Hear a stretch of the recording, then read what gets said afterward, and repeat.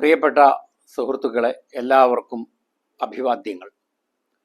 അങ്ങനെ ആ മഹത്തായ സുദിനം വന്നെത്തി. എല്ലാവർക്കും വളരെ ഉദാരമായി പൗരത്വം വിളമ്പുന്ന ആ പ്രക്രിയയ്ക്ക് 4-ാം തീയതി തുടക്കം കുറിക്കുകയാണ്.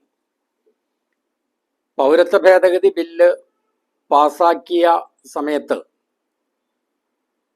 ആശങ്കയ്ക്ക് വകയില്ല. ഇത് ആരുടെയും പൗരത്വം എടുത്തു കളയാനല്ല, പൗരത്വം കൊടുക്കാൻ വേണ്ടിയാണ് എന്ന് ചൂണ്ടിക്കാണിച്ച മുസ്ലിം സമുദായത്തിൻ്റെ ഒരേ ഒരു ഗുണകാംക്ഷി നമ്മുടെ ജയശങ്കർ വക്കീലാണ്.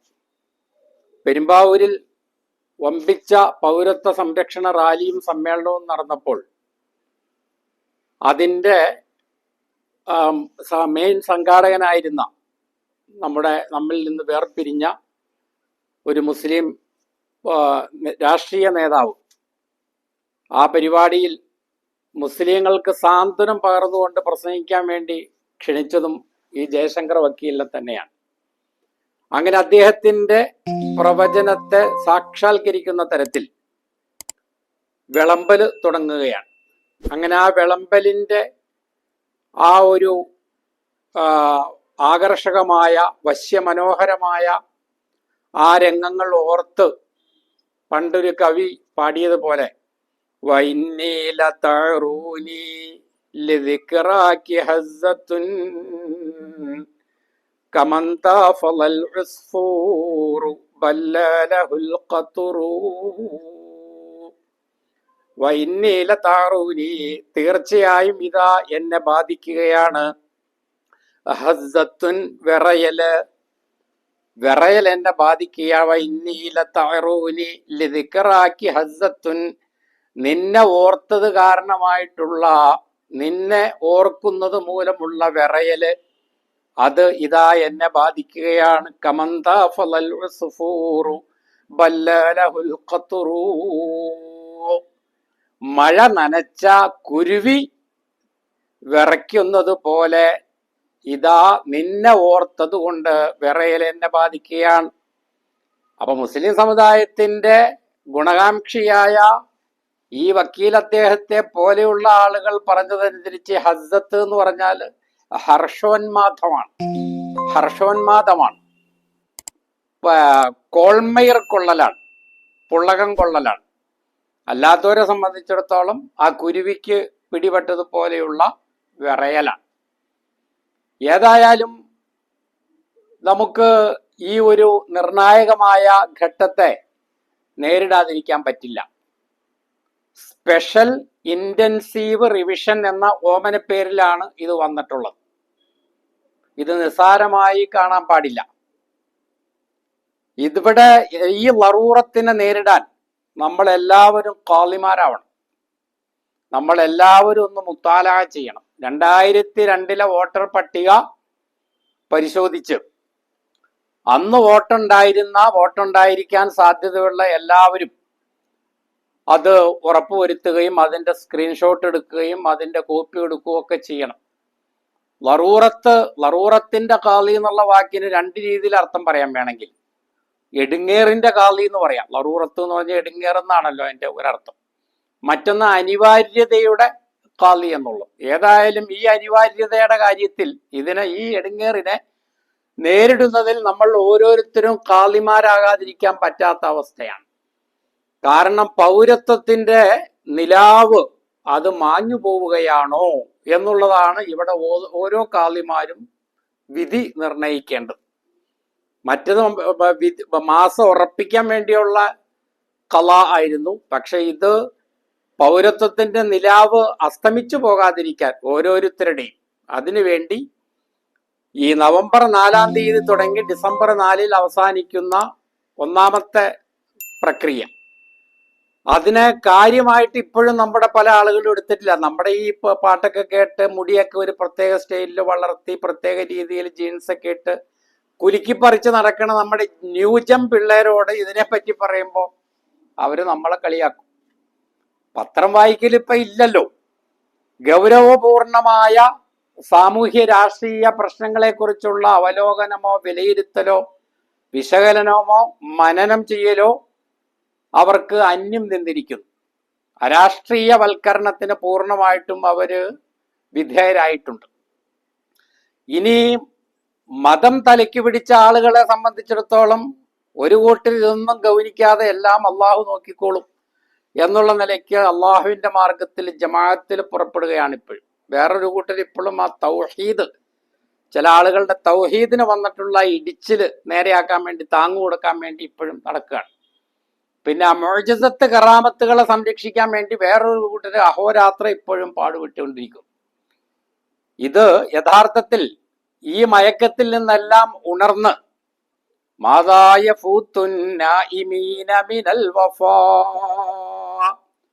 ഉറക്കം നടിക്കുന്ന അല്ലെങ്കിൽ ഉറങ്ങുന്ന അശ്രദ്ധരായ ആളുകൾക്ക് എന്താണ് നഷ്ടപ്പെടുന്നത്? മിനൽ വഫ, ആ വഫ എന്ന് പറഞ്ഞ സിദ്ഖുൽ ഹുബ് അല്ലെങ്കിൽ സിദ്ഖുൽ ഇഅ്തിബാർ, ആത്മാർത്ഥമായ സത്യസന്ധമായ പരിഗണനയും സ്നേഹവും ഉൾപ്പെടുത്തേണ്ട രംഗങ്ങളിൽ ഉള്ള ഉൾപ്പെടുത്തലും നഷ്ടപ്പെട്ടു പോകും. ഇവിടെ ഓഫലത്ത് വിട്ട് യഖ്ലത്തിലേക്ക്, നൗമ് വിട്ട് യഖ്ലത്തിലേക്ക് നമ്മൾ മാറേണ്ടതുണ്ട്. എല്ലാം അള്ളാഹ് നോക്കിക്കോളും എന്ന് തീരുമാനം എന്ന് പറയുകയാണെങ്കിൽ അതൊക്കെ ശരി തന്നെയാണ്. അല്ലാഹുമ്മ ലാ മാനിയ ലിമാ അഅ്തൈത വലാ മുഅ്തി ലിമാ മനഅത വലാ റാദ്ദ ലിമാ ഖളൈത, ഒക്കെ ശരി തന്നെയാണ്. പക്ഷേ ഇഅ്ഖിലിൽ ബഈറ സുമ്മ തവക്കൽ അലല്ലാഹ്, ഒട്ടകത്തെ കെട്ടിയിട്ട ശേഷം അള്ളാഹുവിൽ പരമേൽപ്പിക്കണം എന്നാണ് നമ്മൾ പഠിപ്പിക്കപ്പെട്ടിട്ടുള്ളത്. അതുകൊണ്ട് ഈ SIR പ്രക്രിയ നടന്നുകൊണ്ടിരിക്കുമ്പോൾ BLO നിങ്ങളുടെയൊക്കെ പ്രദേശത്ത് ബൂത്ത് ലെവൽ ഓഫീസർമാര് വീടുകളിൽ വന്നോ, ഫോറം പൂരിപ്പിച്ച് വാങ്ങിയോ, നിങ്ങൾ എങ്ങനെയൊക്കെയാണ് പൂരിപ്പിച്ചത്, അവരൊക്കെ എന്തൊക്കെയാ പറഞ്ഞത് എന്നുള്ളത് അങ്ങോട്ടും ഇങ്ങോട്ടും ഒക്കെ ഒരു വിളിക്കലും പറച്ചിലും ഒക്കെ ഉണ്ടാവണം. ഈ പെരുന്നാള് രാവിലെ നമ്മളിങ്ങനെ നിലാവ് കണ്ടോ, അല്ലെങ്കിൽ റമദാൻ ഉറപ്പിക്കുന്ന ആ തലേ ദിവസം അങ്ങോട്ടും ഇങ്ങോട്ടും ഒക്കെ ഒരു അന്വേഷണവും വിളിക്കലും പറച്ചിലും ഒക്കെ ഇല്ലേ? അവിടെയൊക്കെ നിലാവ് കണ്ടോ, അവിടുത്തെ കാളി ഉറപ്പിച്ചോ എന്നൊക്കെ ചോദിക്കുന്നത് പോലൊരു അന്വേഷണം വേണ്ട ഒരു കാര്യമാണിത്. അല്ലെങ്കിൽ ഇനി നമ്മള് മാസം ഉറപ്പിക്കലുണ്ടാവൂല, ഇനി നമ്മള് ബിരിയാണി വെക്കലുണ്ടാവൂല, അവിടത്തേക്കാണ് കാര്യങ്ങൾ പോകുന്നത്. അതുകൊണ്ട് ആരെല്ലാം 2002 പട്ടികയിലെ പേര് പരിശോധിക്കുന്നു അവരത് സ്വന്തം നിലയ്ക്ക് അവനവന് വേണ്ടി മാത്രം ചെയ്താൽ പോരാ. 2002 ഇന്ന നിയോജക മണ്ഡലത്തിലെ ഇന്ന പോളിംഗ് സ്റ്റേഷനിലെ വോട്ടർമാരുടെ പേരുകളുടെ കൂട്ടത്തിൽ എന്റെ പേരുണ്ടോ എന്ന് ഞാൻ പരിശോധിക്കുമ്പോൾ സ്വാഭാവികമായിട്ടും എന്റെ പരിചയക്കാരായ, എന്റെ നാട്ടുകാരായ, എന്റെ അയൽവക്കക്കാരായ, എന്റെ ബന്ധുക്കളായ അനവധി പേരുടെ പേരുകളിലൂടെ നമ്മൾ കടന്നുപോകും. അപ്പൊ അതൊക്കെ നമ്മൾ എഴുതിയെടുക്കുകയോ അല്ലെങ്കിൽ അതിന്റെ സ്ക്രീൻഷോട്ട് എടുക്കുകയോ ഫോട്ടോ എടുക്കുകയോ ചെയ്ത് അവർക്കൊക്കെ അയച്ചു കൊടുക്കണം. അല്ലാണ്ട് നമ്മുടെ മാത്രം പൗരത്വം.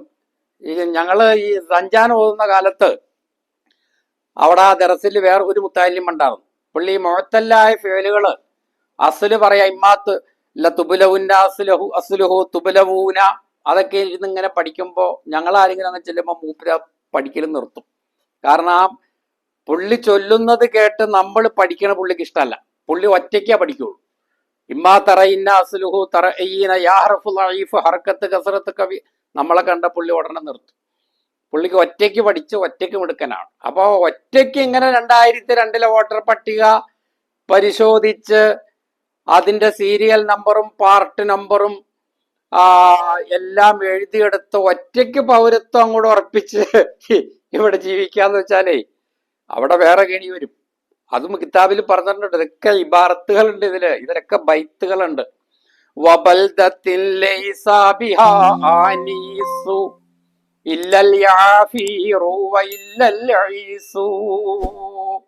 വബൽദത്തിന് എത്ര നാടുകളാണ്, ലൈസ ബിഹാ അനീസു, ആ നാട്ടിൽ നേരം പോക്കുണ്ടാക്കുന്ന യാതൊന്നുമില്ല, ആരുമില്ല, ഇല്ലൽ യാഫീറു വഇല്ലൽ ഈസു, യാഫീർ ഈസ് എന്നൊക്കെ പറയുന്ന ഗണത്തിൽപ്പെടുന്ന ചില മൃഗങ്ങളല്ലാതെ.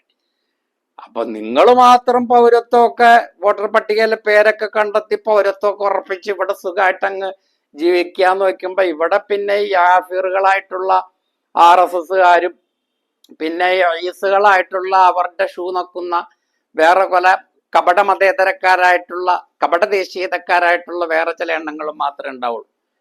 ബാക്കിയുള്ളവരൊക്കെ അങ്ങോട്ട് പോവും. മനസ്സിലായില്ലേ? അപ്പൊ ആ ജീവിതം ഒരു സുഖം ഉണ്ടാവില്ല. അതുകൊണ്ട് നമുക്ക് എല്ലാവർക്കും കൂടി ഒരുമിച്ച് ജമാഅത്തായിട്ട് പൗരത്വം ഉറപ്പിക്കാം. ഈ SIR നമുക്ക് SIR ഇതുണ്ടല്ലോ, സ്പെഷ്യൽ ഇന്റൻസീവ് റിവിഷൻ എന്ന് പറയുന്ന ഈ പ്രക്രിയയിൽ നമുക്ക് പങ്കാളികളാകാം. നമുക്ക് ഇവിടെ ജീവിക്കാൻ പറ്റുമോ എന്ന് നോക്കാം. പൗരത്വത്തിന് ചാഞ്ചല്യം ഒന്നും വരാതെയുള്ള പ്രവർത്തനങ്ങളിൽ നമുക്ക് നിരതരാകാം. അപ്പോ പ്രിയപ്പെട്ട സഹോദരന്മാരെ, പലതും നമ്മളോട് ആവശ്യപ്പെട്ടിട്ടുള്ളത് മാറാത്ത രോഗത്തിന് കിട്ടാത്ത മരുന്ന് എന്ന് പറഞ്ഞ പോലെയാണ്. ചില കാറ്റഗറിയിലുള്ള ആളുകൾക്ക് അവരുടെ വോട്ടവകാശം സ്ഥാപിക്കുന്നതിന് അവരുടെ ജന്മസ്ഥലം, അവരുടെ ജനന തീയതി, അവരുടെ മാതാവിൻ്റെയോ പിതാവിൻ്റെയോ ജനനസ്ഥലം, ജനന തീയതി, അല്ലെങ്കിൽ മാതാവിൻ്റെയും പിതാവിൻ്റെയും രണ്ടുപേരുടെയും ജനന തീയതി, ജനനസ്ഥലം ഒക്കെ തെളിയിക്കുന്ന രേഖകൾ ഹാജരാക്കണമെന്ന് പറഞ്ഞിട്ടുണ്ട്. അപ്പൊ അവിടെയൊക്കെ കുറെ പ്രശ്നങ്ങൾ വരുന്നുണ്ട്. ഇപ്പോ 96 വയസ്സുള്ള ഉമ്മ അല്ലെങ്കിൽ ബാപ്പ, ഇനി അവര് ഒരു പാസ്പോർട്ട് എന്തെങ്കിലും വല്ല ഉംറയ്ക്ക് പോകാനെങ്കിലും എടുത്തിരുന്നു എന്നിരിക്കട്ടെ, അവരാ ഉംറ കഴിയുമ്പോ പിന്നെ ആ പാസ്പോർട്ട് അവിടെ എവിടെയെങ്കിലും ഇട്ടേക്കും, പിന്നെ അത് പുതുക്കലൊന്നും ഉണ്ടാവില്ല. അപ്പൊ ഉദാഹരണത്തിന് ഇപ്പൊ 2018 എക്സ്പയറി ആയ വാലിഡിറ്റി കഴിഞ്ഞ ഒരു പാസ്പോർട്ട് തൻ്റെ പിതാവിന്റെ അല്ലെങ്കിൽ മാതാവിന്റെ ജനന സ്ഥലം തെളിയിക്കാനുള്ള അല്ലെങ്കിൽ ജനന തീയതി തെളിയിക്കാനുള്ള രേഖയായിട്ട് ഹിയറിങ്ങിന് സമർപ്പിച്ചാൽ അവരത് എടുക്കൂ, എക്സ്പയറി ആയ പാസ്പോർട്ട്. ഇത് ബന്ധപ്പെട്ട ഉദ്യോഗസ്ഥന്മാരോട് ചോദിക്കുകയുണ്ടായി. അപ്പൊ അവര് പറഞ്ഞ മറുപടിയൊക്കെ വളരെ രസകരമാണ്. നേർക്ക് നേരെ അവര് മറുപടി പറഞ്ഞില്ല. വാലിഡ് ആയിട്ടുള്ള ഡോക്യുമെന്റ്സേ എടുക്കുകയുള്ളൂ എന്ന് ആവർത്തിച്ച് അവർ പറഞ്ഞു. എന്ന് പറഞ്ഞാൽ ലാ തുഅ്തബറു ഹാദിഹിൽ വസീഖ എന്നാണ് അതിന്റെ അർത്ഥം.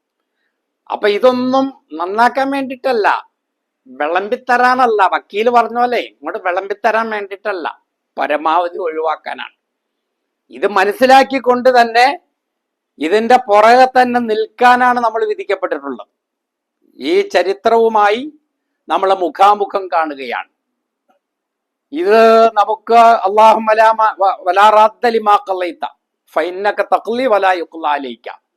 ഇതിൽ ഉറച്ചു നിന്നുകൊണ്ട്, ഈ വിശ്വാസത്തിൽ ഉറച്ചു നിന്നുകൊണ്ട് ധൈര്യസമേതം ഊർജ്ജസ്വലരായി ഈ പ്രക്രിയയിൽ നമ്മൾ പങ്കാളികളാകണം. അപ്പൊ പരസ്പരം നമ്മൾ വിളിക്കുകയും പറയുകയും ഓരോ പ്രദേശത്തെയും ഓരോ ബൂത്തിലെയും ഓരോ മണ്ഡലത്തിലെയും അനുഭവങ്ങൾ ആളുകൾ തമ്മിൽ പങ്കുവെക്കുകയൊക്കെ ചെയ്യുമ്പോൾ ഇപ്പോൾ വ്യാപകമായിട്ട് ആശങ്കകളുണ്ട് ആളുകൾക്ക്. പലതരത്തിലുള്ള വേവലാതികൾ, അങ്കലാപ്പുകൾ, വെപ്രാളങ്ങളുണ്ട്. അതിനൊക്കെ ഒരു ലഘൂകരണം കിട്ടാനും നമ്മൾ ഇതെല്ലാം പങ്കുവെക്കുന്നത് ഉപകരിക്കും.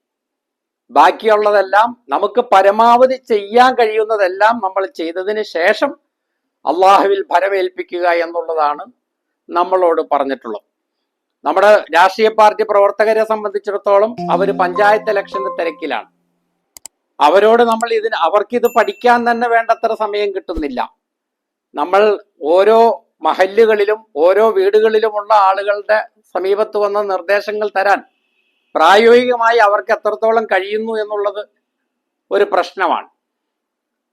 ഇപ്പൊ വെൽഫെയർ പാർട്ടി അല്ലെങ്കിൽ മുസ്ലിം ലീഗ് അല്ലെങ്കിൽ SDPI, INL ഇതിന്റെ എല്ലാം പ്രവർത്തകർ, അവർക്ക് ഒരുപാട് ചുമതലകളുടെ ബാഹുല്യങ്ങളുണ്ട്.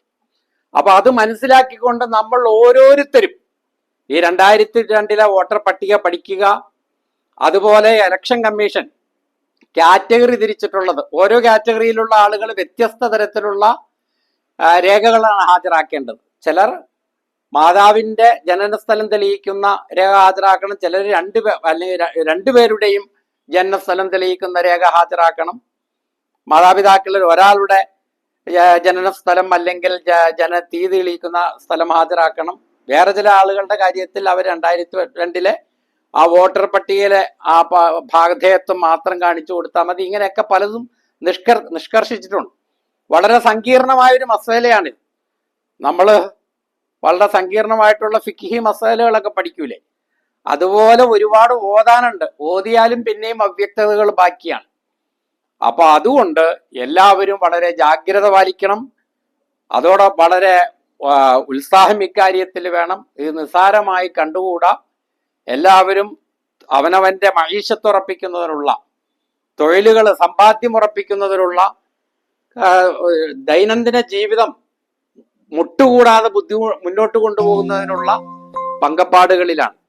പക്ഷെ നമ്മുടെ അടിസ്ഥാനം ഇവിടെ പൊളിഞ്ഞു പോയാൽ, നമ്മുടെ മൗലികമായ അടിസ്ഥാനപരമായ അസ്തിത്വം തന്നെ തുരക്കപ്പെട്ടാൽ, അത് തകർക്കപ്പെട്ടാൽ, നമുക്ക് പിന്നെ എന്തുണ്ടായിട്ടും അത് അനുഭവിക്കാനോ നിലനിൽക്കാനോ കഴിയാത്ത അവസ്ഥ വരും എന്നുള്ളത് എല്ലാവരെയും ഒരിക്കൽ കൂടി അടിവരയിട്ട് ബോധിപ്പിച്ചുകൊണ്ട് ഈ പരാമർശങ്ങൾ ഇവിടെ ഉപസംഹരിക്കുകയാണ്.